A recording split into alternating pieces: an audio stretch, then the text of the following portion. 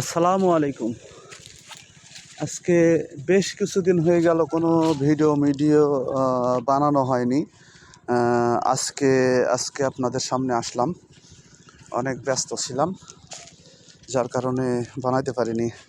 কিন্তু আজকে যে জন্য বানাইছিলাম, এই দেখেন এখানে এই গাছগুলোর আমার বয়স হচ্ছে প্রায় 6 বছর।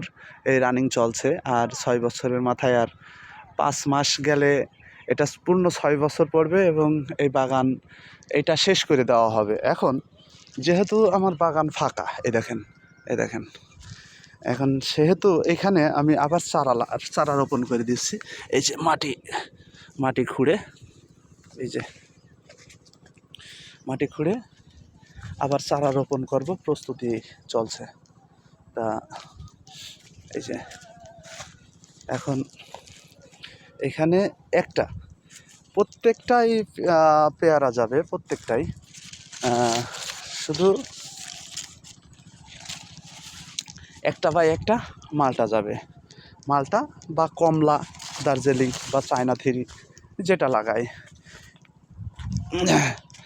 এখন এভাবে লাগাইলে কোনো সমস্যা হবে কি না, আমি তো এটা নিয়ে অনেক চিন্তা ভাবনা বা রিসার্চ করেছি যে এটা দিয়ে লাগাইলেই মনে হয়, যেহেতু আমি এই বাগানের সাথে আমি অনেকগুলো বছর আমি পার করছি, তো সেহেতু আমার মনে হয় না এভাবে লাগাইলে। আর হচ্ছে সব থেকে বড় কথা হচ্ছে যে আমি যদি ওইভাবে লাগাই, আমার প্রত্যেকটাই পেয়ারা থাকছে এবং প্রত্যেকটাই মালটা থাকছে।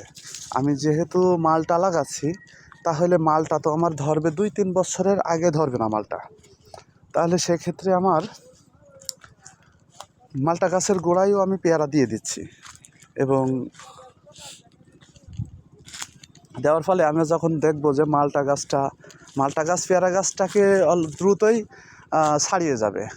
তো সেহেতু ওখানেও একটু তৈরি করব, যে একটা সিস্টেম বের করব, যে যাতে কেউ কারোর অসুবিধা না হয়, যেমন পেয়ারা গাছ এবং মালটা গাছ কেউ কারোর অসুবিধা হয়ে না দাঁড়ায়। তো এই দেখেন, ও এটা হচ্ছে পেয়ারা গাছের আওতা করছিল, যার জন্য এটা কেটে দিয়েছি। কারণ এবছরে পেয়ারার দাম একটু বেশ ভালোই আছে।